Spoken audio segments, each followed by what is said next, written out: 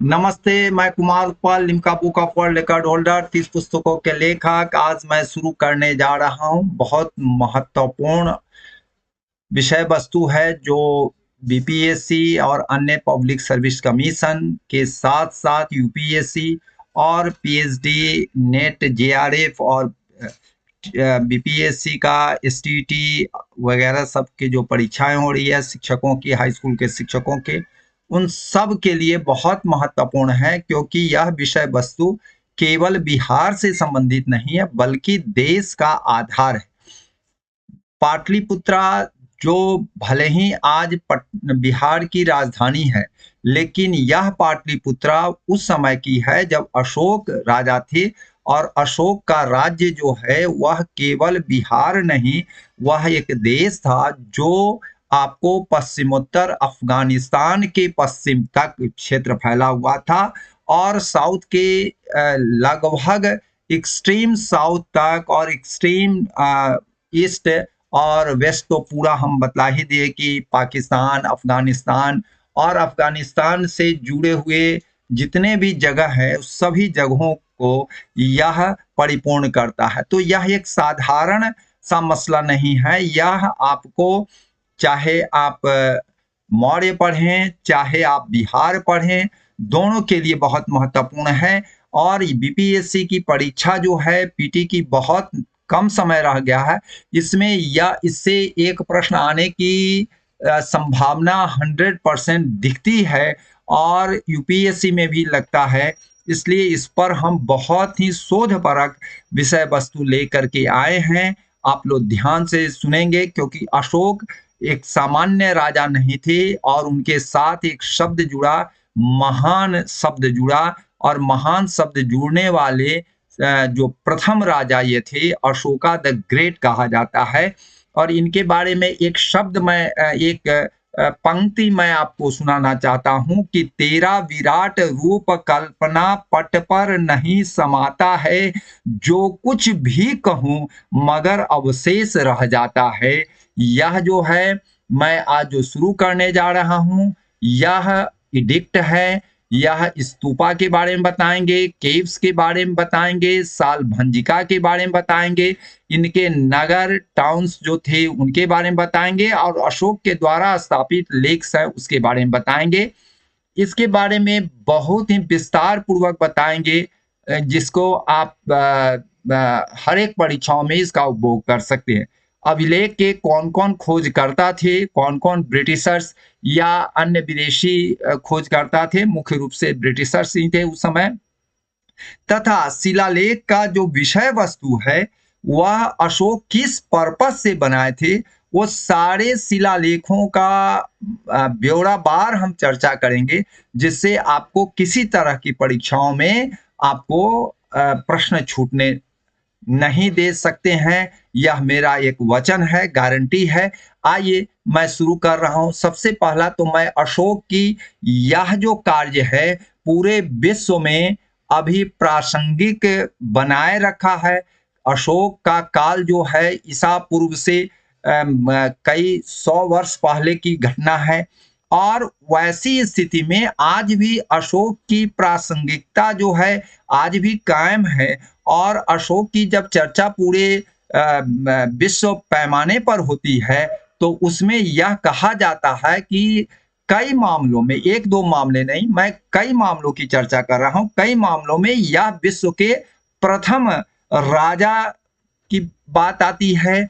और राजा की बात नहीं है, मनुजता की बात आती है, शांति और समन्वय की बात आती है, धर्म निरपेक्षता की बात आती है, धार्मिक सहिष्णुता की बात आती है, और क्षेत्र को वैश्विक स्तर पर बनाने वाले उस समय का जो क्षेत्र था, आप भले ही सिकंदर कहते हो कि मैं विश्व विजय की है, लेकिन यह विश्व विजय की तुलना नहीं करते हैं। मीन्स भेड़ी घोष की जगह धर्म घोष की बात करते हैं, और भेड़ी घोष में भी इन्होंने दिखला दिया है, और धर्म घोष की इसकी तुलना किसी से की नहीं जा सकती है। अतुलनीय है, अनूठा है, अनुपम है।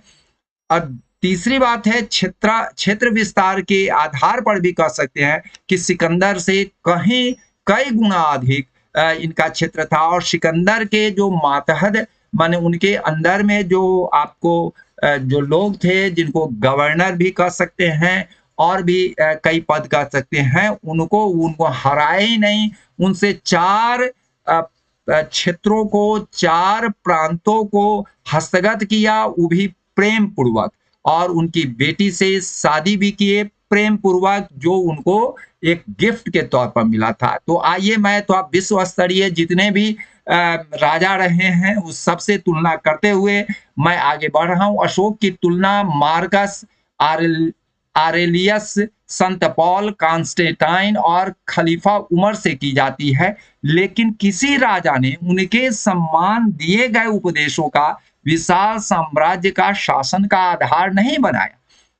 क्योंकि एक दो नहीं पिलर, कोई राजा अगर एक दो पिलर स्थापित करता है तो अपने आप को धन्य धन्य कहलाता है। या 84,000 मीन्स 8,400 पिलर को स्थापित किया, केवल स्तंभ लेख को, शिलालेख और गुहा लेख को मैं नहीं चर्चा कर रहा और अन्य चीजों को मैं इसमें सम्मिलित नहीं कर रहा हूं, केवल पिलर की बात कर रहा हूं, स्तंभ लेख का। तो वो 80 माने समझिए 8,400 पिलर जिसको स्तंभ लेख कहते हैं उनको स्थापित कराए थे, जो आपको भारत के हर एक नूक एंड कॉर्नर को लेते हुए, मीन्स हर एक कोने को, हर एक क्षेत्रों को लेते हुए अफगानिस्तान, मिस्र से लेकर के यूनान तक ये फैला दिए। यह कम बड़ी बात नहीं है। मैं यह कहना चाहता हूं कि विशाल साम्राज्य का आधार बनाया और नैतिकता का पाठ पढ़ाया, मनुष्यता का पाठ पढ़ाया, अहिंसक विचार को फैलाया, और सबसे बड़ी बात है पशु पक्षियों के प्रति भी उन्होंने बचाव का काम किया, संरक्षण की बात किया। अगर पर्यावरण की बात अगर हम करेंगे तो पर्यावरण संरक्षण की बात करेंगे तो आज एक से एक लोग आते हैं जिनको बड़े बड़े सम्मान मिलते हैं, लेकिन अगर संरक्षण की बात होता है तो सबसे पहला संरक्षण इनके द्वारा ही किया गया, जो पशु पक्षियों को नैतिकता के रूप में और हर एक आदमी के जेहन में उत्पन्न करना, यह सबसे बड़ी बात है। तो मैं यह कहना चाह रहा हूं कि विश्व के इतिहास में सम्राट अशोक के उपदेशों ने मानव को सभ्य ही नहीं बनाया, बल्कि धार्मिक सहिष्णुता और मेल जोल के सद्गुणों का उपदेश दिया। धर्म का राज्य स्थापित करने के कारण वह धर्म नहीं जो बहुत सारे धर्म को मान करके लोग आज बहुत तरह की लड़ाई झगड़ा मार काट करते हैं, वह धर्म नहीं। वह धर्म जो नमन्ति फलिनो वृक्षा नमन्ति गुणिनो जना शुष्क काष्ठा स मूर्खा सा न नमन्ति कदाचना, मेंस फलदार वृक्ष की तरह झुकने वाले, नम्र होने वाले, या धार्मिक सहिष्णुता का पाठ जो पढ़ाया, सद्गुणों का जो उपदेश दिया, माता पिता के प्रति, गुरुजनों के प्रति, पशु पक्षियों के प्रति, आम जनों के प्रति, मनुष्यता के प्रति, संवेदनाओं के प्रति, वह अविस्मरणीय है और वह प्रथम पंक्ति में रखने वाले प्रथम राजा के रूप में है। मैं धर्म का राजा स्थापित करने की अगर तुलना करते हैं तो इजराइल के डेविड और सोलोमन से की जा सकती है। शासन पद्धति, क्योंकि भले ही कलिंग में एक बार वो लड़े, ठीक है ना, लेकिन यह चीज आप ध्यान देंगे कि उनको दूसरी बार तलवार उठाने की जरूरत नहीं पड़ी।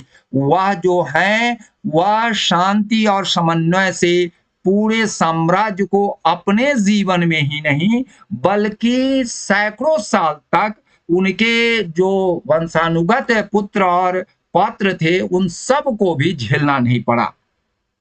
यह जो है शासन पद्धति जो है वह सलारमा के समान था। शिष्टाचार और पढ़ने शिक्षा की बात अगर करते हैं तो ऑलिवर क्रॉमवेल के भाषणों की भांति लगते हैं।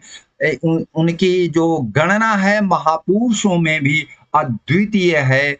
यह जो है यह अशोक के बारे में है। तो आइए अशोक ने का जो सबसे बड़ी बात है, कृतस्य सजीवति, कृत्य क्या है, उसी पर मैं आपको बतलाने जा रहा हूं। सबसे पहला मैं चर्चा करूंगा शिलालेख। वह शिलालेख जिसको उन्होंने हकमनी वंश के डेरियस के शिलालेखों की चर्चा सुनने के बाद अशोक के मन में वह विचार आया। वह विचार भले ही तूफान बन के आया, लेकिन वह तूफान शीतलता प्रदान करने वाला था और वह मनुष्यता का प्रतीक बना और अपने शासनादेशों को शिलालेखों पर खुदवाने का प्रथम शासक के रूप में वह जाने जाते हैं। वह पत्थरों पर अंकित किए, पत्थरों को काट काट करके और उस पर लिखा गया, गोद गोद के लिखा गया, कि जिससे है एक पीढ़ी नहीं, आने वाली हजारों हजार पीढ़ी, जो आज तक भले ही बहुत सारे आक्रांता ने उसको काट दिया, तोड़ दिया, आपको मिट्टी से ढक दिया, लेकिन आज भी बहुत सारे वह जो है उजागर हो रहे हैं और वह उजागर होते ही वह रोशनी ही नहीं प्रदान करता है, बल्कि अंधेरी रात कितनी भी अंधेरी कर दे, लेकिन सूर्य के प्रकाश का एक किरण भी नहीं सह पाता है, मीन्स प्रकाशित हो ही जाता है। उसी तरह से एक दो शिलालेख की ही नहीं, मैं अनेक शिलालेख की बात करूंगा जो प्रकाशित ही नहीं किया, बल्कि पूरे विश्व को भाषमानित किया, और वह है इनका शिलालेख। शिलालेख दो तरह के थे, एक बृहद शिलालेख थे और दूसरा लघु। बृहद मीन्स विस्तार में बड़ा और लघु मीन्स छोटा। दूसरी बात है स्तंभ लेख। स्तंभ लेख जो है बड़े बड़े 40 फीट के लगभग, वह जो है मैं आपको बतला रहा हूं। लौरिया स्तंभ को बिहार में कई स्तंभ हैं, जिसमें से कई स्तंभों को मुझे नजदीक से नहीं छू कर करके और उसको अवलोकन कई दिनों तक अवलोकनोपरांत मैंने देखा कि एक आदमी पूरे आलिंगन बध नहीं कर सकता है, कि 2-3 आदमी आलिंगन बध करेंगे तब जाकर के होगा। इस मोटाई से और उसकी चिकनाहट जो है, मैं तो अपने घर संसार को देखता हूं तो उतनी चिकना हमारे घर जो आजकल एक से एक पत्थर और ये सब मिलते हैं, लेकिन उतनी चिकनाहट नहीं रहती है। उतनी चिकनाहट पर वह अभिलेख है, और वह अभिलेख क्या है, तो पशु पक्षियों को बचाना है, गुरुओं को सम्मान देना है, माता पिता का आशीर्वाद लेना है, और पर्यावरण को बचाते हुए सद्गुणों, चोरी और जो आकाश वृद्धि है उस सब से बचते हुए जीवन को संजीदगी से, सेवा से जीना है, वही उनका उपदेश था। और वह एक नहीं 84,000 में से 8,400। और कैसे, आज तो बहुत हेवी ट्रक है, बड़े बड़े ट्रक है, बड़े बड़े गाड़ियां हैं, लेकिन उस समय 40 एक बैलगाड़ी साधन था। और उस बैलगाड़ी से चुनार, जो आपको बनारस के जस्ट बगल में है, चुनार से ले करके ढो करके यह पूरे क्षेत्रों में फैलाना, यूनान के में जाकर के मिस्र तक गरवा देना, यह साधारण सी बात नहीं है। मैं जब सोचता हूं तो लगता है कि यह मैं सपना देख रहा हूं, लेकिन वह सपना नहीं है, हकीकत है। आप देखेंगे जो भी बचे हैं आक्रांता भले ही उसको खत्म कर दें, लेकिन आज भी वह सीना ताने खड़ा है और दुनिया को मनुष्यता का, शांति और समन्वय का पाठ पढ़ा रहा है। वह स्तंभ लेख है। तीसरी चीज है गुहा लेख है। गुहा लेख में जितने भी साधु संतों और भिक्षुओं को ठहरने का, उनको यौगिक क्रिया करने के लिए, उनको आपस में विचारधाराओं का समन्वय और विचारधाराओं पर मंथन करने के लिए वह गुहा लेख की व्यवस्था करवाए। और उस पर जो अभी भी उत्कर्ण चीजें हैं, जो हमारे प्रेरणाप्रद है, जो आज भी हम लोग उससे बहुत कुछ सीखते हैं। आपको मैं दिखा रहा हूं, गिरनार शिलालेख जूनागढ़ गुजरात में है। इस पत्थर पर लिखे गए हैं कितने कठिनाई से लिखे गए होंगे, किसके लिए लिखे गए होंगे, वह आप समझ ही रहेंगे। हम सबको नैतिकता, शांति और समन्वय का कहीं भी यह जो है विचार दिग्भ्रमित नहीं करता है,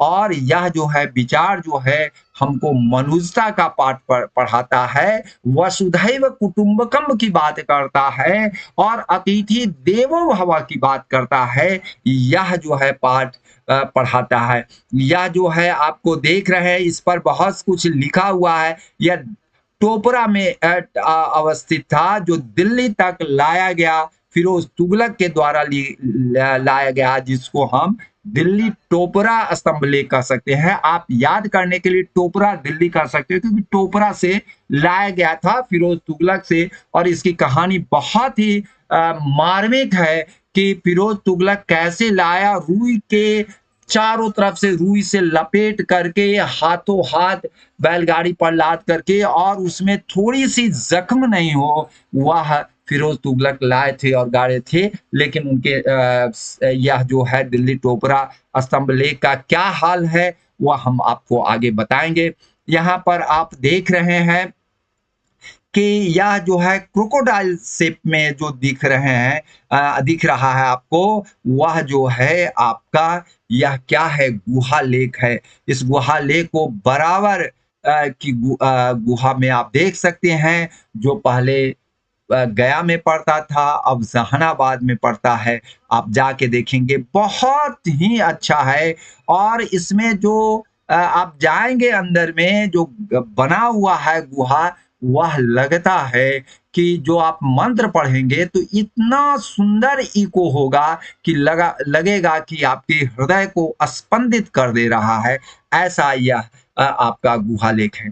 आइए मैं आपको बता रहा हूं अभिलेख को। मैंने कई बार बताया है कि यह जन सामान्य के लिए लिखा गया था, और यह जो है आपको मैं बता रहा हूं, इसमें अभिलेख में सभी पुरुषों महिलाओं के साथ क्या करना चाहिए, सब मिलजुल करके एक नया अभिन्यास बनाना चाहिए, ऐसा समाज जो सबके हित की बात करता हो, यह अभिलेख कहलाता है। अशोक के कुछ प्रमुख शिलालेख की हम जिला, प्रदेश, स्थल पर चर्चा करेंगे, क्योंकि कभी कभी डायरेक्ट प्रश्न पूछे जाते हैं कि यह अभिलेख कहाँ है, किस प्रदेश में है। तो आइए आप कई अभिलेख को डायरेक्ट पढ़ते होंगे, बहुत सारे उदाहरणार्थ भी चलते हैं। आइए, कालसी है, देहरादून में है, उत्तराखंड में, आप जान ही रहे हैं देहरादून उत्तराखंड में है। गिरनार जो है जूनागढ़ में है, गुजरात में है।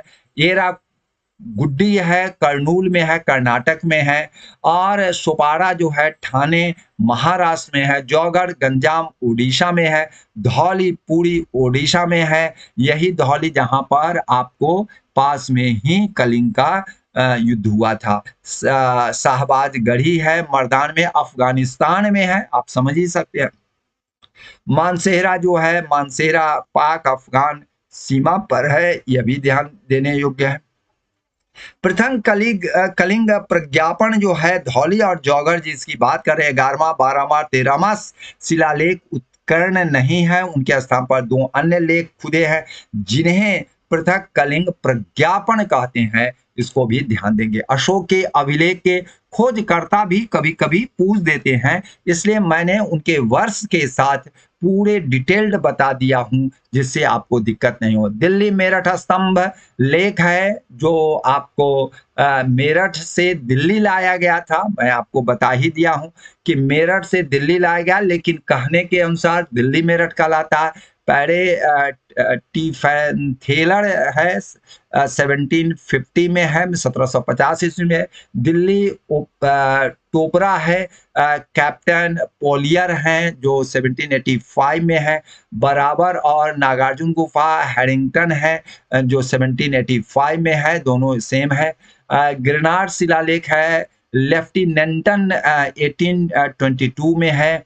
इलाहाबाद स्तंभ लेख जो है टी.एस. बर्ट है, 1834 है। शाहबाज गढ़ी है, फ्रांसीसी अधिकारी किए थे, 1836 में, 1836 में है। धौली जिसको हमने आपको बताए हैं, कीटो के द्वारा किया गया। कीटो मीन्स कीड़ा नहीं, कीटो नाम है, यह जो है ब्रिटिशर से 1814 में 1840 में। भाब्रू शिलालेख कैप्टन बर्ट है 1889 मीन्स 1889 ईस्वी में। जौगर अभिलेख जिसकी बात हम अभी जस्ट किए थे सर वाल्टर इलियट है 1850 में, जो 1850 कहलाता है हिंदी में। कालसी शिलालेख है जॉन फॉरेस्ट है 1860 में है। रामपुरवा है ACL कार्लाइल है 1872 में है। मानसेरा है कैप्टन ले है 1889 में 1889 में। निगली सागर जो आपको नेपाल में है। रूमंदे नेपाल में है, या दोनों फ्यूअर किए थे। और या जो है 1895 1896 पहले निगली सागर है, उसके बाद रूमंदेई है। सारनाथ फेडरिक ऑस्कर ओर्टेल है 1905 है, मेस 1905 ईस्वी है। मास्की अभिलेख जो है बिडेन है। मैं एक बात आपको ध्यान देने योग्य बात है, यहाँ पर आप सुधार लेंगे कि यहाँ पर जो है, यहाँ पर आपको यह ओपरा नहीं है, टोपरा है, इसको आप ध्यान देंगे, टाइपिंग मिस्टेक है। तो प रा है, इसको ध्यान में रख लेंगे। चलिए मैं आगे बढ़ रहा हूं। कालसी शिलालेख जो है, यह जो आपका है मौर्य वंश के अशोक ने 14 राजज्ञाओं को 262 ईसा पूर्व में 262 के पूर्व शिलालेख लिखवाया था। यह वह समय था जब अशोक कलिंग युद्ध में विजय हुए और हिंसा से मोह भंग हो गया, और जॉन फॉरेस्ट जो है वर्ष 1860 में उत्खनन द्वारा प्राप्त किए थे। मैंने आपको कालसी अभिलेख की भी चर्चा अभी किया है, ठीक है ना। कालसी अभिलेख जॉन फॉरेस्ट 1860 में, ठीक है ना। और यह जो है इसमें अहिंसा के साथ नैतिक मानवीय सिद्धांतों, चिकित्सा व्यवस्था, कुएं खुदवाना, वृक्ष लगाना, धर्म प्रचार, माता पिता, गुरु समान समेत कई अच्छाइयों पर वह बल दिया गया है। मैं कई बार बताते हैं कि मनुजता, जिसको मनुष्यता कहते हैं, सबसे पहले मनुष्य होना जरूरी है। तो मनुष्य में क्या है, सबसे पहले मानवीय सिद्धांत होंगे, नैतिकता होंगे, और चिकित्सा व्यवस्था जो होंगे, वह चाहे मनुष्य हो या पशु है, कुएं खुदवाना, वृक्ष लगाना, धर्म प्रचार, माता पिता और गुरु समान सबके लिए किए गए थे। तो इसको आप ध्यान रखेंगे, ये कालसी अभिलेख महत्वपूर्ण है, इसको आप बहुत ही ध्यान से रखेंगे। और इसकी चर्चा मैं पहले ही बता दी, अभिलेख शिलालेख के बारे में बता चुका हूँ, स्तंभ लेख के बारे में बताया ही हूँ। शिलालेख, स्तंभ लेख, गुहा लेख पर कई चर्चाएं हम पूर्व में ही कर चुके हैं। अब 4 बृहद शिलालेख और उसकी विषय वस्तु जो है उस पर हम चर्चा कर रहे हैं। शिलालेख और विषय वस्तु जो है, पहला में पशु हत्या और उत्सव समारोहों पर प्रतिबंध लगा दिए थे। वैसे यह बात रोमिला थापर की किताब में है कि उनके रसोई में 3 जीव, 2 मोर और 1 हिरन मारे जाते थे, लेकिन उसको भी आगे नहीं मारे जाएंगे, इसके लिए उन्होंने वचनबद्धता कायम किया था, जबकि वहां पर उनके रसोई में हजारों जीव मारे जाते थे। तो पहला शिलालेख समझिए अहिंसा का सबसे बड़ा पाठ है, इसको ध्यान रखेंगे। दूसरा है मनुष्यों के लिए और पशुओं के लिए है, चिकित्सा परिचर्चा का उल्लेख करना है। और अशोक ने अपनी दक्षिण सीमा पर स्थित राज्य चोल, पांड्य, क्षत्रिय पुत्र, केरल पुत्र और ताम्र पर्णी का नामोल्लेख किया है। मीन्स ये सब एक्सट्रीम चोल, बाद के चोल नहीं हम कह रहे हैं, अशोक के समय के चोल समझिए एकदम छोटे से थे। पांडे की तो बहुत ही छोटे थे, केरल पुत्र तो और भी छोटे थे। मीन्स इन लोगों का नगण्य मान के चलिए तो यह है। और इसमें पशुओं के लिए और मनुष्यों के लिए भी व्यवस्था करवाने की बात है, ये भी महत्वपूर्ण है। तीसरा है ब्राह्मणों और श्रमणों के प्रति उदारता। बहुत सारे इतिहासकार कहते हैं कि ब्राह्मणों के प्रति बौद्ध धर्म अपनाने के तदुपरांत ब्राह्मणों के प्रति इनका सम्मान नहीं था। लेकिन तीसरे में उन्होंने साफ दिल खोल करके कहा कि ब्राह्मणों और श्रमणों के प्रति उनकी विशेष उदारता थी। यह कहीं से नहीं द्रष्टव्य है कि वह जो है सो ब्राह्मणों और श्रवणों के प्रति उनका मोह भंग हुआ है। यह इस बात का द्योतक है तीसरा अभिलेख। चौथा, धम्म नीति से संबंधित महत्वपूर्ण विचार दिए थे। मैं कई बार बताया, पशु हत्या पर रोक, निरादर जो है आदर की प्रवृत्ति को जागृत करना है, मित्र संबंधियों के लिए साथ अशोभनीय व्यवहार को रोकना था। इसलिए आज भी आप देखते हैं हमारे रगों में स्वंगकृत हो चुका है नैतिकता और आदरपूर्ण स्वभाव, शोभनीय व्यवहार। ठीक है ना, कितने भी अभी पश्चिमी सभ्यता का प्रभाव हो गया, लेकिन आज भी हम लोग इस बात को कायल हैं और स्वतः निकल जाता है शब्द कि हमको आदर करना चाहिए, गुरुओं को, माताओं को और अन्य भाई बहनों को करना चाहिए। पांचवा है 14वें वर्ष में धर्म महामात्यों की नियुक्ति करते हैं और उनकी कर्तव्य की चर्चा करते हैं। कहते हैं कि सभी को धर्म को पालन करना है, वह धर्म नहीं जो केवल और केवल बौद्ध धर्म को अपनाना, बल्कि मनुष्यता का धर्म अपनाना है। वृक्षों के प्रति, पशुओं के प्रति, माताओं और गुरुओं के प्रति, आम जनताओं के प्रति अच्छी भावना, संवेदना, आदर और उनको सम्मान की बात वह कहते हैं। वह धर्म नहीं जो हमको हिंसा की बात करे, वह धर्म नहीं जो किसी को दबाव डाल करके गलत काम करवाने की बात करती हैं। वैसे कोई भी धर्म ये नहीं कहता, लेकिन धर्म का दुरुपयोग राजा लोग ने किया, इसीलिए लोग थोड़ा सा परहेज में आ जाते हैं। लेकिन यह तो खुल के कहते हैं कि मुझे वह धर्म जो अच्छा लगता है जो मनुष्यता और मनुष्यता का पालन करता हो और जो उसको अभिवृद्धि करता हो, वही है। यह पांचवा अभिलेख है। छठा में वह धर्म महामात्यों के लिए आदेश देते हैं कि आप जो है सजग रहिए, सक्रिय रहिए और सुचारू रूप से काम करते रहिए, इस पर बात करते हैं। सातवां है सभी संप्रदायों के बीच में सहिष्णुता का आह्वान करते हैं। अशोक ने, आप देखिए, वट वृक्ष न्यूगोधा लगवाने की चर्चा करते हैं और धर्म महामात्रों की नियुक्ति करते हैं। वह जो है ये बहुत बड़ी बात कहते हैं। आठवां में सम्राट अब बिहार यात्रा को त्याग करके वह जो है धर्म यात्रा करेंगे और विभिन्न वर्गों से संपर्क करेंगे। पहले के राजा क्या था कि पहले के राजा या बाद के राजाओं में, राजाओं का मतलब है कि वह जो है आपको विहार का मतलब है जंगलों में जा करके आपको पशु पक्षियों को जो मूक पशु पक्षी हैं उसको वेधन करना, उसको मार देना और मार करके छोड़ देना।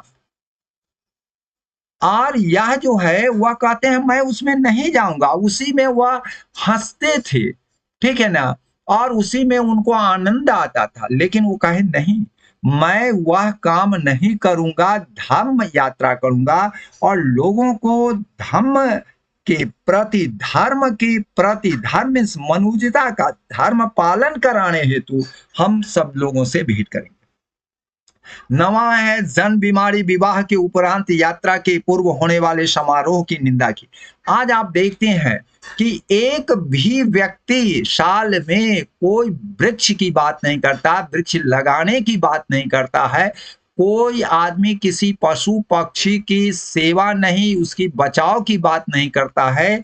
वह जो है किसी बीमार आदमी की सेवा शुश्रूषा या पैसे की बात नहीं करता है, बल्कि वह जो है अपने जन्म विवाह के समय करोड़ों करोड़ रुपया को लुटा देता है। लगता है कि रुपया में आग लगा रहा है। अगर हम एक मनुष्य को, अगर हम मनुष्यता का पाठ पढ़ाते हैं, उससे वह संस्कारित होता है और अपने जीवन को संवारता है, यह बहुत बड़ी बात है। बुद्ध ने अंगुलीमाल की एक बात लेंगे तो अंगुलीमाल जो हिंसक था वह अहिंसक हो गया, बहुत बड़ा भक्त हो गया। तो मैं यह कहता हूँ एक आदमी को भी नहीं लोग संभाल पाता है, तो यह तो एक बहुत बड़ी बात है और उसको वह निंदा करते हैं।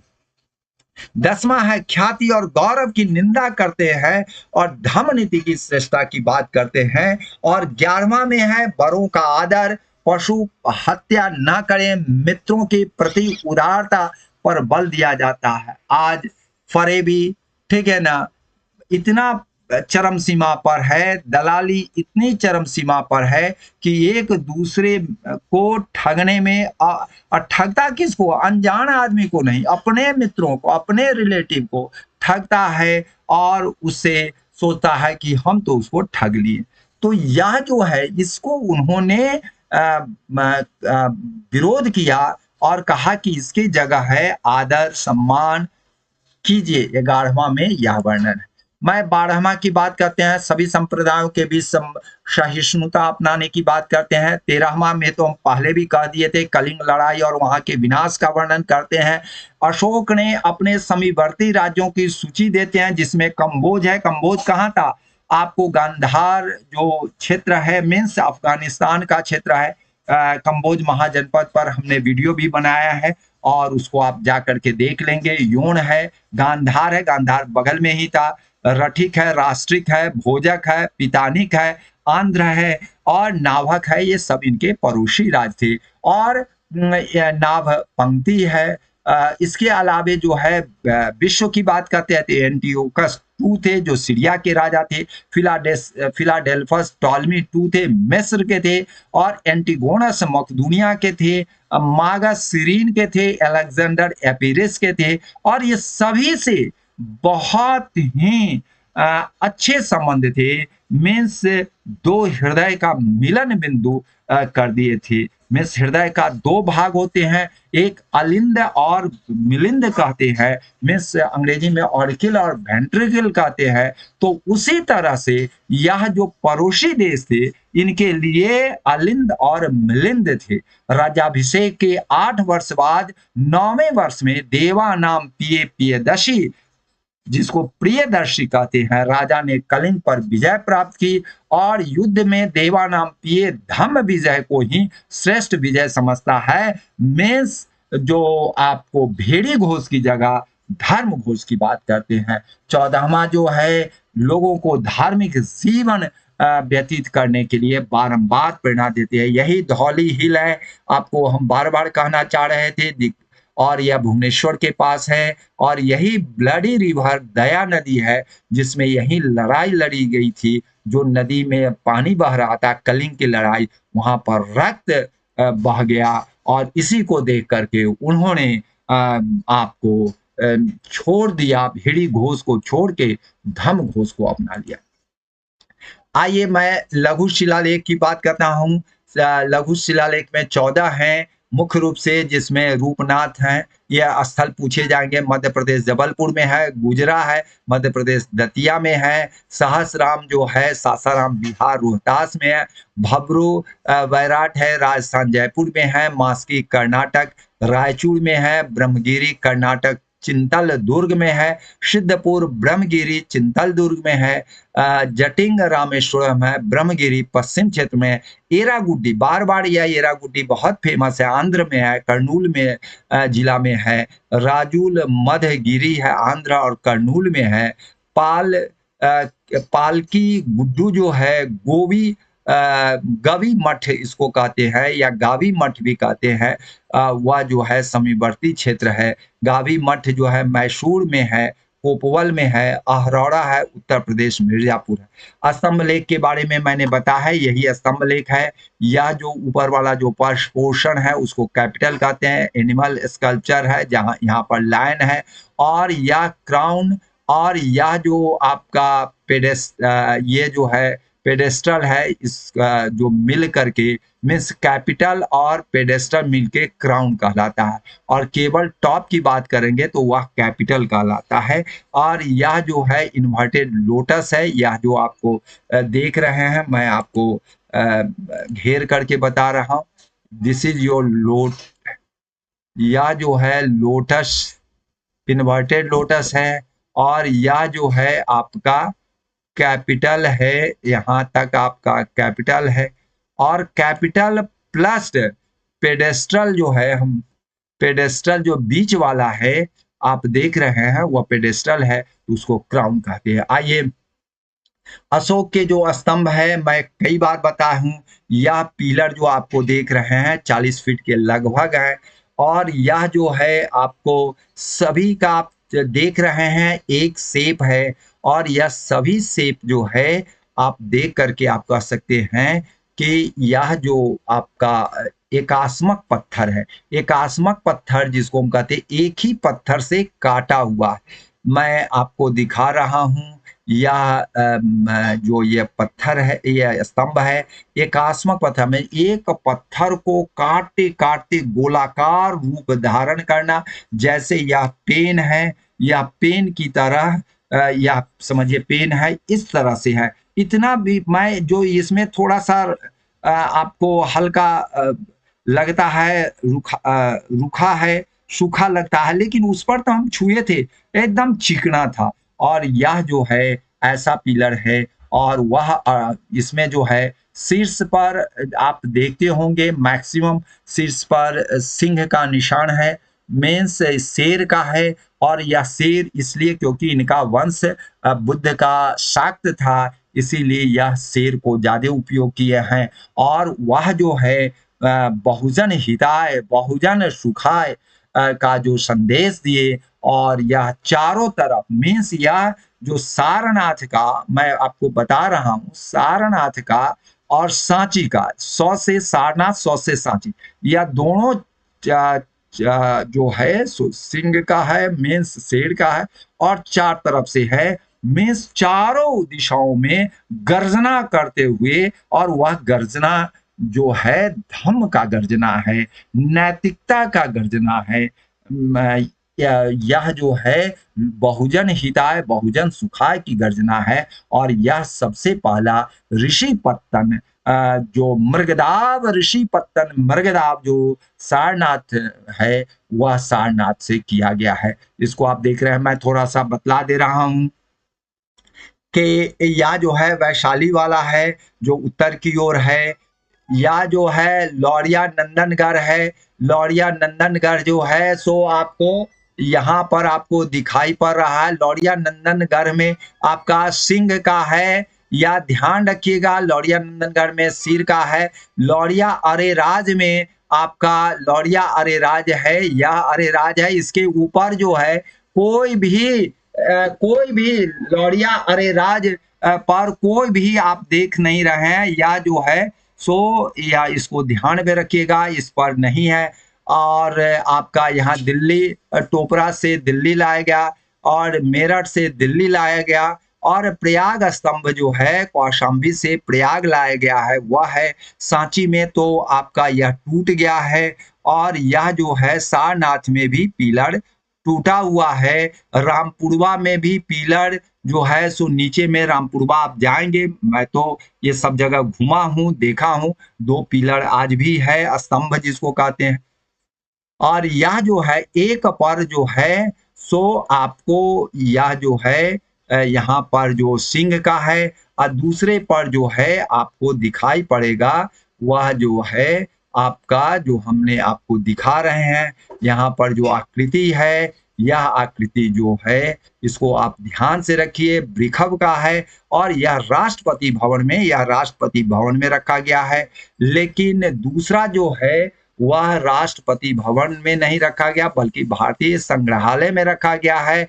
और यह जो है आपका यही पिलर है। आप देखेंगे एक निर्जन, देख रहे हैं धान की खेती है, निर्जन जगह पर इसका अभी कोई आपको व्यवस्था नहीं की गई है, जबकि यह दूसरे राज्य में रहता तो पर्यटन का बहुत बड़ा केंद्र बनता, क्योंकि यह ऐसा जगह है जहां पर आपको बता रहे हैं यह भगवान बुद्ध जो है महाभिनिष्क्रमण घर से निकल करके, महाभिनिष्क्रमण कहते हैं घर से निकल करके वह जो है सो संन्यास धारण करने के निकलते हैं। और इनका जो है यहाँ पर आप देख रहे हैं कि कंथक है, नामक घोड़ा है और यहाँ पर आप देख रहे हैं इनका सारथी है, चन्ना सारथी है। और यह जो है बाल यहाँ जब बाल मुड़वाने के लिए, क्योंकि एकदम अंधेरे का समय था, उसमें अपने तलवार से ही वह बाल को काट देते हैं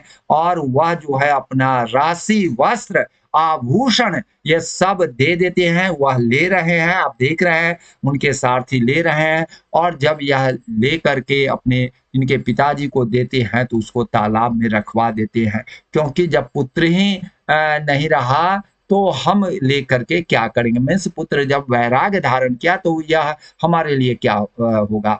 तो यह जो जगह है वह बहुत महत्वपूर्ण है, अनुमा घाट कहलाता है। और यह अनुमा घाट जो है बहुत महत्वपूर्ण है और इसको वैदिक काल में सदा नीरा कहा जाता है और वर्तमान में यह गंडक कहलाता है। और ऐसे जगहों पर यह वीरान आप देख रहे हैं कि इधर भी ये वर्षा के कारण यह काला काला पड़ गया है, उधर भी छोड़ा हुआ है, बस एक नाम मात्र का है। यह जो है छोटी सी झोपड़ी, मीन्स वही स्थिति हो गई कि हमारे आजादी के जब नहीं मिला था तो उस समय जो हम लोग का कपड़ा था किसी तरह से इज्जत ढकने के लिए एक कमर में लंगोटी टाइप का बनाया जाता था और सारे अंग में ठंड का वैसा ही महाप्रकोप होता था और वर्षा में भी पूरे बदन भीगते थे और आपको गर्मी में तो झुलस जाता था। इसीलिए पहले अंग्रेज लोग काले कहते थे, क्योंकि सभी लोग गोरे होते हुए भी काले हो गए थे। आज आप देखिए कि हम लोगों का जो है सो काले नहीं कहलाते हैं, गोरे कहलाते हैं। इसीलिए क्योंकि हम लोगों को कपड़ा का हम लोग पहनते हैं।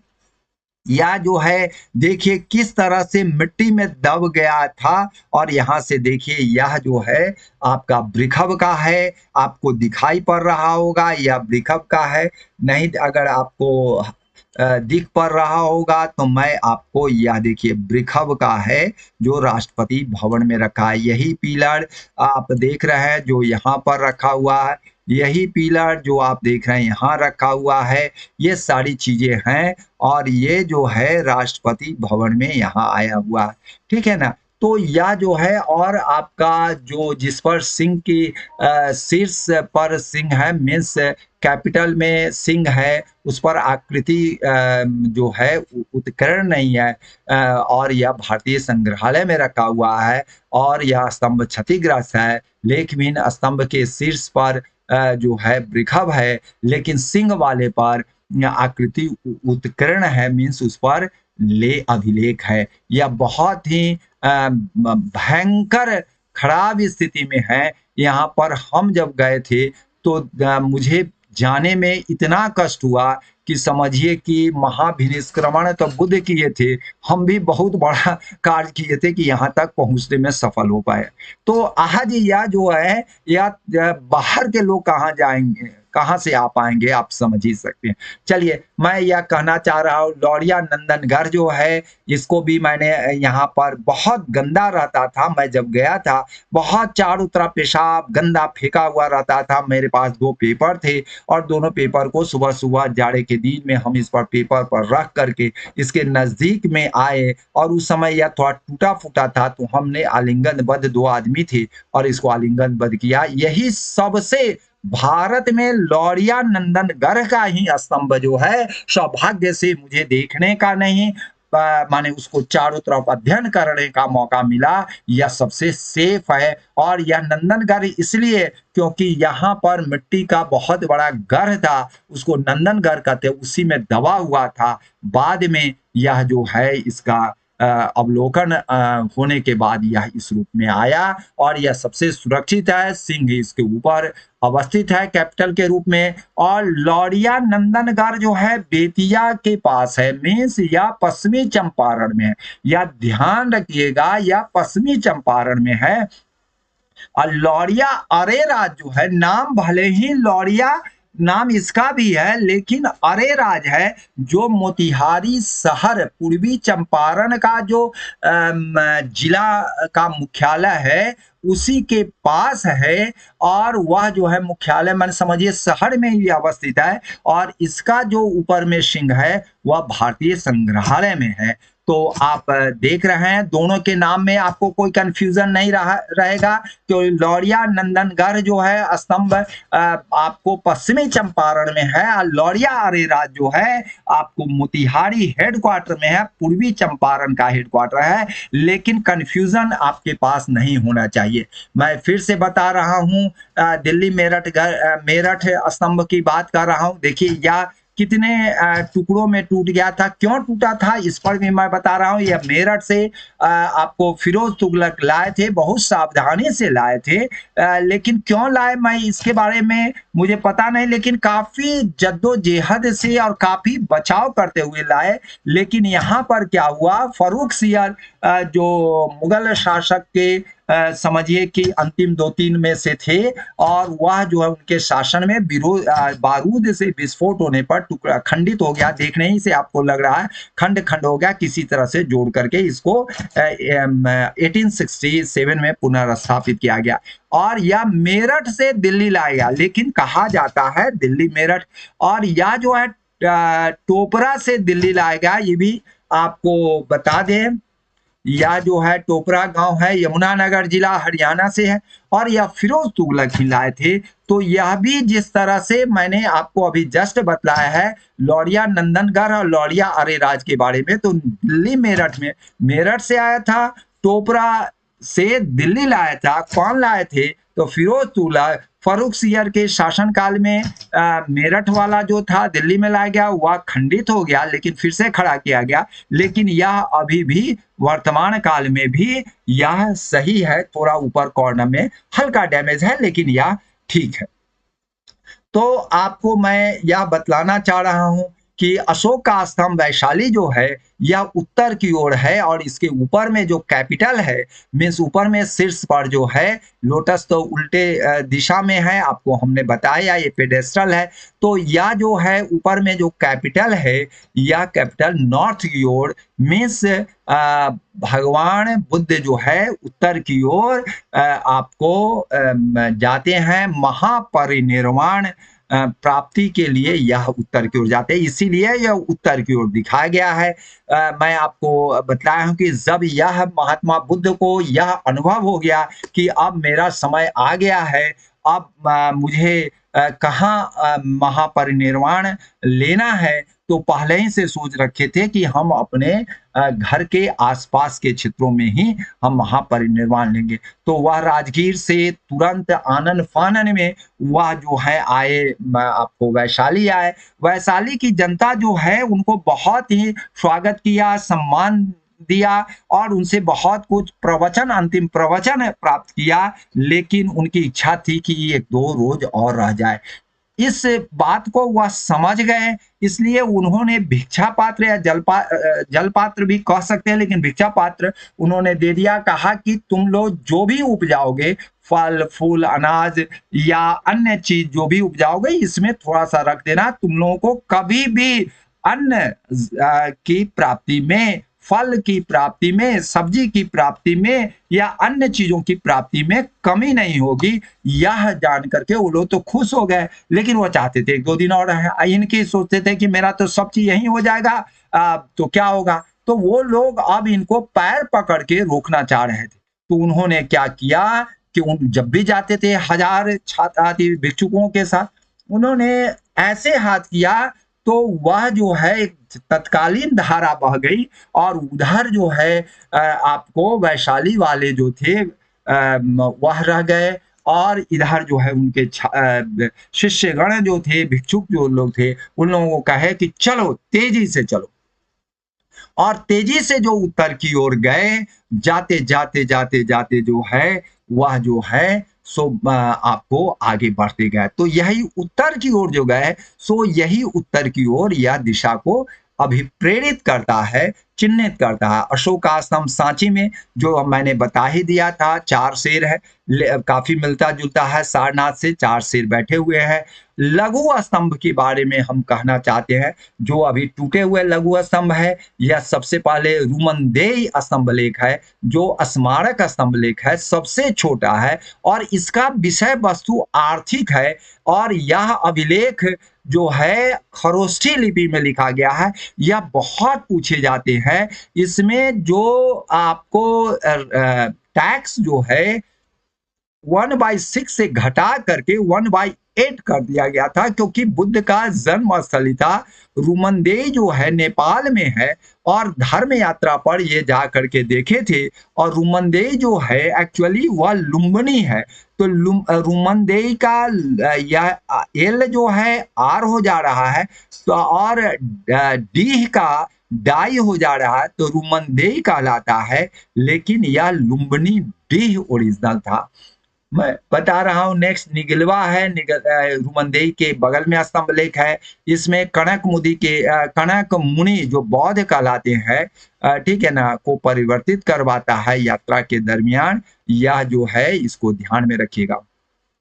मैं बता रहा हूँ सांची स्तंभ में संघ भेद अभिलेख है, ठीक है ना, जो भिक्षुणु संघ को भंग करेगा उसे श्वेत वस्त्र पहना करके अयोग्य भेद बना दिया जाएगा। सारनाथ स्तंभ जो है उसमें भी महामात्यों को संघ भेद को रोकने का आदेश दिया है और इसके सिर पर जो है शीर्ष पर कैपिटल पर 4 शेष है, जो हमने शेर है। और कौशाम्बी जो है पहला, ये बहुत महत्वपूर्ण है, बार बार पूछे जाते हैं। कौशाम्बी जो है सो कौशाम्बी से इलाहाबाद लाया गया। इसमें इनकी पत्नी कारुवाकी जो तीवर की माता थी, वह जो है बौद्ध संघ को दान दी थी और इस अभिलेख में उनके बेटे का नाम अंकित है। और उनकी एक पत्नी, जो यह पत्नी कारुवाकी है, जो कलिंग की थी, मछुआरा की बेटी थी और बुद्ध को अभिप्रेरित की बौद्ध धर्म के अपनाने में, शांति और समन्वय बनाने में। बौद्धम शरणम गच्छामि, बुद्धम शरणम गच्छामि, ठीक है, संघम शरणम गच्छामि, यह का पाठ जो ये पढ़ाई, तो यह बहुत काम आया। शंकिसा स्तंभ लेख उत्तर प्रदेश में है, जिसके शीर्ष पर एक ही जगह है जो मैं आपको दिखा रहा हूँ, वह जो है शीर्ष पर यह शंकिसा में हाथी का, लेकिन इसका जो स्तंभ है वह नहीं है। आपको सांची का भी स्तंभ नहीं है, देख रहे हैं छोटा स्तंभ है। फिर आप सारनाथ का भी नहीं है। वैशाली का तो है। आपको यह जो है लौरिया नंदनगढ़ का है, लौरिया अरेराज का है, लेकिन उसके शीर्ष पर नहीं है। दिल्ली टोपरा और दिल्ली टोपरा का है। आपका दिल्ली मेरठ का भी स्तंभ है और प्रयाग का भी है। ये एक और स्तंभ की मैं चर्चा करूंगा जो आपको बता देते हैं, यह पाटलिपुत्र का है। पाटलिपुत्र में भी टूटी हुई अवस्था में अशोक स्तंभ है, जो आप आ करके देख सकते हैं कुम्हरार में। और बुद्ध अशोक से और मौर्य साम्राज्य से संबंधित बहुत सारी चीजें हैं जो जिस पर प्रकाश नहीं पड़ता है। मैं बता रहा हूं कि अगर इस पर प्रकाश पड़े और उसको बढ़िया से बतलाया और दिखलाया जाए, तो विश्व स्तर के लोग आएंगे, टूरिज्म भी बढ़ेगा और हमारी महत्ता बढ़ेगी, हमारा राज्य बढ़ेगा, हमारे राज्य का परिवर्तन नहीं, परिवर्धन नहीं, ठीक है ना, यह जो है सो वह सभी क्षेत्रों में आगे बढ़ेंगे। तो इसका आपका शीर्ष पर जो आपका है, वह शीर्ष पर आपको मैं दिखा रहा हूं, थोड़ा सा आप लोग देख लीजिए। ये भी जो है आपका पेडेस्टल है, वो भी वहां पर आप देख सकते हैं, आपका पटना में है रखा हुआ, मैं देखा हूं, बहुत ही अच्छा है।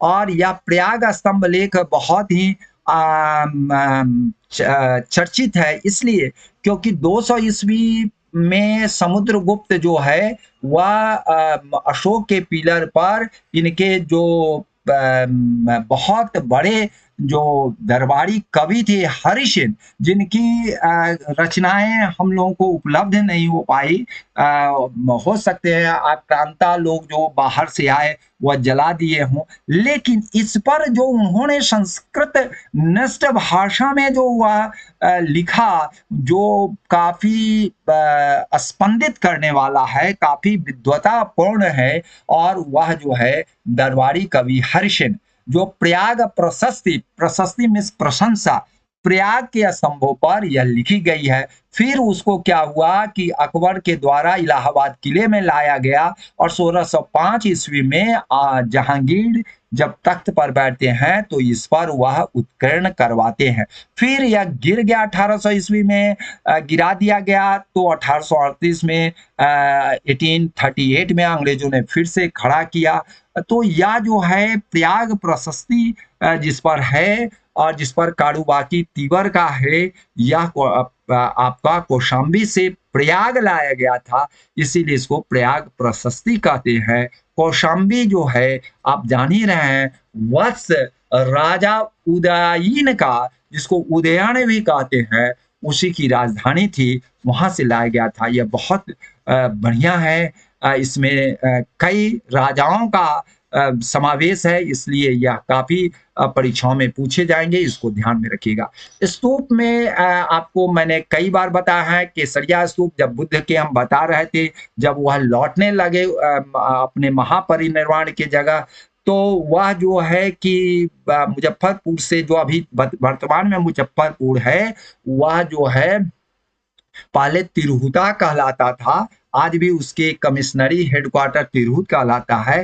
तिरहुता से आगे बढ़ते हैं पश्चिम की ओर, तो पूर्वी चंपारण के क्षेत्रों में यहाँ जंगल था, आज भी आपका वीरान खेत है, और यह आपका स्तूप है, जो विश्व का सबसे बड़ा स्तूप है, लेकिन बहुत ही दयनीय स्थिति में है, जहां टूरिज्म का बहुत बड़ा क्षेत्र बन सकता है, जहां पर आमदनी और नाम, प्रतिष्ठा, इज्जत सभी मिल सकते हैं, वह जो है इसमें से बहुत सारी चीज गायब हो रहा है। 200 ऐसे रूम है जो आप देख रहे हैं, और उसमें से बहुत सारे मूर्तियां गायब है। और यह केसरिया स्तंभ जो है, जो आपको केसरिया चंपारण में है, 36 किलोमीटर दूर दक्षिण साहेबगंज चकिया मार्ग पर है, और यह जो है आपका विश्व का सबसे बड़ा है। और अलेक्जेंडर कनिंघम ने 70 फीट ऊंचा कहा था, लेकिन अभी वर्तमान में 51 फीट है।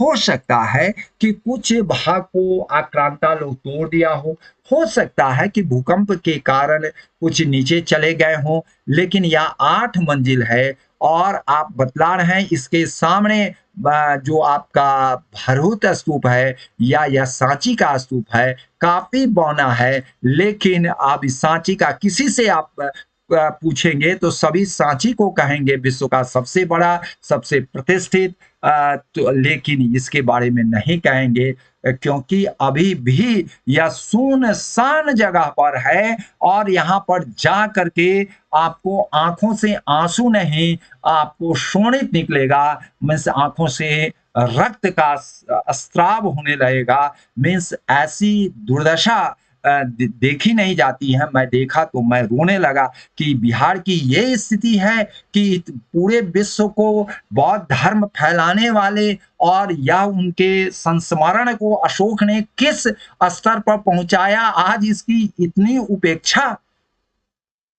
बहुत ही दुखद बात है। इसके बावजूद भी मैं भरूच स्तूप स्थल है जो भरूच में है, उसका वेदिका और तोरण द्वार की चर्चा कर रहा हूँ। सतना जिला मध्य प्रदेश में है। सांची जो है भोपाल के समीप है। या जो है सो या चारों तरफ जो बार लगाए गए हैं वो लकड़ी का अशोक के द्वारा लगाया गया था, लेकिन शुंग काल में यह जो है पाषाण का बना है। यह आप देख रहे हैं, यह पाषाण का बना है। मैं आपको गुहा लेख के बारे में बता रहा था। गुहा लेख में यह जो है अभिलेख प्राकृत भाषा में और ब्राह्मी लिपि में लिखे गए हैं। केवल 2 अभिलेख जो हमने बताया था कि यह शाहबाज गढ़ी और मानसेहरा की लिपि ब्राह्मी नहीं है बल्कि खरोष्टी है। खरोष्टी जो है दाई से बाई ओर लिखी जाती है, दाएं से बाईं ओर लिखी जाती है। तक्षशिला में अरमाइक लिपि में लिखा गया एक भगनल अभिलेख है। कंदहार के पास सरेकुना नामक स्थल में यूनानी तथा अरमाइक लिपियों में लिखा गया द्विभाषीय अभिलेख काबुल नदी के बाएं किनारे पर जलालाबाद के ऊपर स्थित लघमान नामक स्थान में अरमाइक लिपि में लिखा गया है। अशोक का अभिलेख प्राप्त हुआ है। बराबर की गुफाएं जो बहुत महत्वपूर्ण है, अशोक और उनके जो हैं बाद के वंशजों में जो दशरथ हुए, वह जो है आपको बनाए थे यहाँ पर आजीवक संप्रदाय के लिए। आजीवक संप्रदाय के संस्थापक मखली गोशाल थे, उनके लिए बनाए थे। या मैं यहाँ पर बता रहा हूँ सुदामा, या जो आप देख रहे हैं शाहबाजगढ़ी पाकिस्तान का है, इस पर अभिलेख है। उसके बाद सुदामा गुफा अशोक के 12वें राजवर्ष की है, जो यहाँ लिखा है कर्ण चौपर गुफा है। और यह जो है इसमें कर्ण चौपर है, लोमस ऋषि है, सुदामा और विश्व झोपड़ी है। सुदामा और लोमस ऋषि गुफाएं भारत में चट्टानों को काट कर बनाई गई है, जो गुफाओं की वास्तुकला की सबसे आरंभिक उदाहरण है। लोमस ऋषि गुफा, नैग्रोध सुदामा गुफा, करण चौपर, विश्व झोपड़ी, ये सब आप देख रहे हैं। और उसके बाद नागार्जुन गुफा जो है, जो ट्विन कहलाता है, मीन्स 1.6 किलोमीटर पर अवस्थित है और 232 ईस्वी में राजा दशरथ द्वारा आजीविका संप्रदाय के लिए बनाया गया था। गोपी का गुफा कहते हैं, गुफा कहते हैं, गोपी गुफा, वदिथि का गुफा कुब्भा या गुफा कहते हैं, और वपिया का कुब्भा या गुफा कहते हैं, मिर्जा मंडी भी कहते हैं। ये सब गुफा रहते हैं जिसमें ऋषि मुनि सब आकर के आजीवक संप्रदाय के वह रहते थे और अपना चिंतन मनन करते हैं। कार्ले का चैत्य मंदिर जो है, यह 4 सिंह विराजमान है। पश्चिम भारत का सबसे लंबा और सुरक्षित गृह है। चैत्य गृह का विकास अशोक के काल में हुआ। साल भंजिका है, शुभ प्रतीक है। यह जो है सांची स्तूप में यह जो है आपको लटकाया हुआ दिखेंगे, जो बहुत अच्छा है। कार्ले का चैत्य का आप देख रहे हैं कितना विशाल है। उसके बाद नगर की स्थापना में कश्मीर में श्रीनगर जो 500 बौद्ध भिक्षुओं को बसाकर उसके लिए विहार बनवाए थे, और उनकी पुत्री चारुमती को नेपाल भेजा और वहां के लिए देवदत्त नामक नगर बसवाए थे। पाटलिपुत्रा जो था वह काफी सुंदर था। जब फाहियान 600 वर्ष बाद देखा तो वह कहा देवताओं ने पत्थरों को उठाकर दीवारें और द्वार बनाए हैं। उसमें सुंदर पचिकारी और खुदाई का ऐसा उत्कृष्ट काम किया है जो संसार में किसी व्यक्ति का हाथ उससे संपन्न करने में असमर्थ है। तो यह जो है मैं बार बार कहना चाह रहा हूँ, सुदर्शन झील बनवाए, बांध बनाए, सुवर्ण सिकता पलासनी नदियों को जल को रोक करके मौर्यकालीन अभियंता दुर्जयंत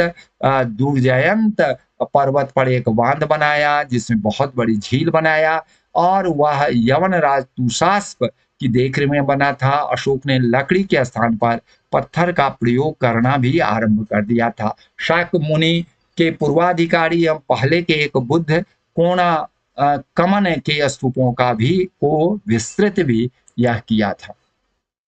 अब हम आते हैं कि यह सारी चीजें जो है, जो काफी आपको शोध परक है, काफी सार तत्व से भरा है, और यह जो है सभी परीक्षाओं में बहुत महत्वपूर्ण है। तो यह कहाँ से इतनी सारी चीजें आई है, उसका स्रोत और विस्तृत अध्ययन प्राचीन भारत की राजनीतिक सांस्कृतिक इतिहास प्रोफेसर राधाकृष्ण चौधरी हैं। प्राचीन भारत बीडी महाजन साहब हैं। प्राचीन भारत का राजनीतिक इतिहास श्री राय चौधरी जी हैं। प्राचीन भारत की राजनीतिक और सांस्कृतिक इतिहास डॉक्टर रति भानु सिंह है। कलिंग का युग डॉक्टर लक्ष्मीकांत सिंह है। प्रिया रत्नम है। कौटिल्य के अर्थशास्त्र आप देख रहे हैं। कलिंगा वार के बारे में आपको बता ही दिए हैं, डॉक्टर लक्ष्मीकांत सिंह एवं प्रिया रत्नम है। मेगास्थनीज का आपका भारत वर्णन है। विशाख दत्त के कृत मुद्रा राक्षस है। मौर्य साम्राज्य का इतिहास सत्यकेतु विद्यालंकार है। मौर्य साम्राज्य काशी प्रसाद जायसवाल है। नंद मौर्य युगीन भारत नीलकंठ शास्त्री जी है। प्राचीन भारत और संस्कृति कृष्ण चंद्र श्रीवास्तव है। प्राचीन भारत पप्पू सिंह प्रजापत है। ये history of India Elliot and Dowson है। और गूगल स्रोत तो महान है ही। मैं इन सारी किताबों और इसके अलावे बहुत सारी किताबों को आद्योपांत पढ़ करके और काफी विश्लेषण करके बहुत सारे गुरुओं और शिष्यों के नोट्स को ध्यान में रख करके और बहुत अनुभव से मैंने ये बनाया है। आप लोग को विभिन्न परीक्षाओं में विशेष करके जो कमिंग बीपीएससी पीटी और यूपीएससी पीटी आ रहा है उसके लिए तो यह जो है अमृत समान है। आइए इसको जरूर अवलोकन करेंगे, जरूर पढ़ेंगे, आद्योपांत पढ़ेंगे, फ्रॉम स्टार्ट से लेकर एंड तक पढ़ेंगे। जय हिंद, जय भारत, जय अशोक।